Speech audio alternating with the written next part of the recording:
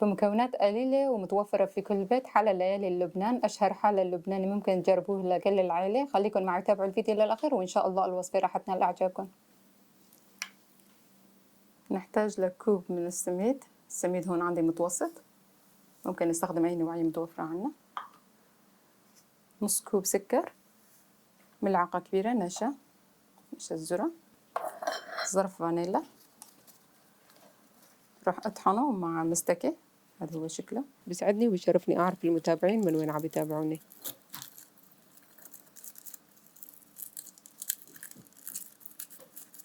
راح نطحنهم مع بعضها، نطحنها كتير منيح لحتى تصير بودرة. راح نخلط هدول المكونات مع بعضها، ومن بعدها في عنا 5 أكواب من الحليب، حليب السائل. الكوب الأول، الكوب الثاني، الكوب الثالث، الكوب الرابع، الكوب الخامس والأخير. راح نضيف النكهة مستكة مع فانيلا ونخلطه على البارد. نتأكد أنه السميد تحرك مع الحليب، صار من كل المكونات مندمجين مع بعضهم. وهلا بدنا نحطهم على النار. اللي راح استخدم هذا البايركس ندهنه بطبقة خفيفة من الزيت وممكن زبدة، يكون جاهز. والمزيج على نار، راح نضل نقلب لحتى يغلي ويسمك المزيج. ما لازم نرفع ايدنا عنه، شايفين قرب. هلا قبل ما نطفي راح احط له كمان ملعقة من ماء الزهر، مكون اختياري فينا نستغني عنه بس بتعطينا طعمة طيبة لذيذة كتير. شايفين بلش يغلي. هلا راح نستنى عليه دقيقة تقريبا. راح احط له ملعقة كبيرة ماء الزهر، مكون اختياري. هلا شوي وراح نطفي. شايفين بلش يغلي، وصل تتحضر خلال 15 دقيقة بس. تمام، راح اطفي. نسكبه مباشرة وهو سخن. إذا حبينا الطبقة تكون رقيقة نسكبه ببايركس أكبر.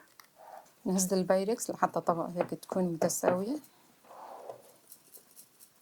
تمام، بهذا الشكل. راح نستنى عليه لحتى يبرد ويصير بحرارة الغرفة. راح نحط القشطة ونبردها بالثلاجة لمدة 3 ساعات.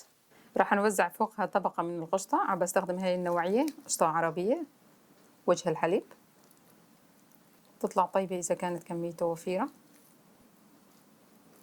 وزعنا القشطة بشكل متساوي مثل ما نكون شايفين. وهلا راح نحطها بالثلاجة لحتى تبرد وتتماسك الطبقة التحتانية تقريبا مدة 3 ساعات. ومن بعدها بنزينها وبنقدمها على حسب رغبتنا. والحالة صار معنا بارد وراح نقدمه هلا.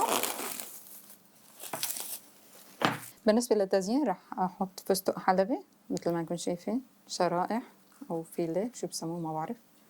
المهم التزيين بيرجع على حسب الرغبة، بس بيلبق له فستق أكتر شي.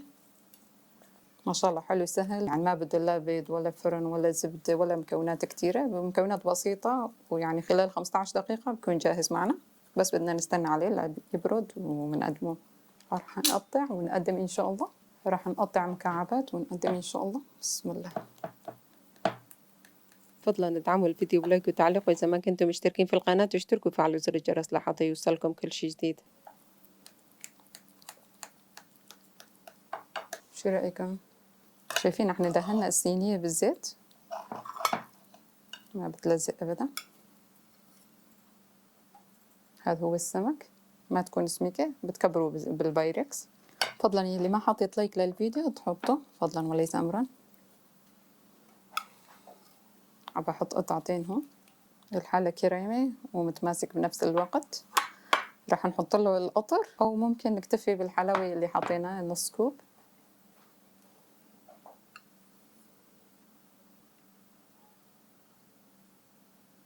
رشة فستق وهيك تزيين بس ديكور. حط له القطر. بشكر كل حدا بقي معنا ليقرأ الفيديو وحط لايك وتعليق. بسم الله.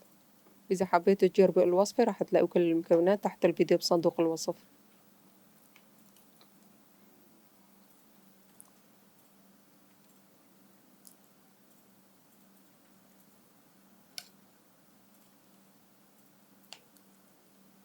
وبهذا الشكل خلصت وصفتنا. بتمنى نالت إعجابكم وانتظروني بوصفة جديدة. مع السلامة، في أمان الله.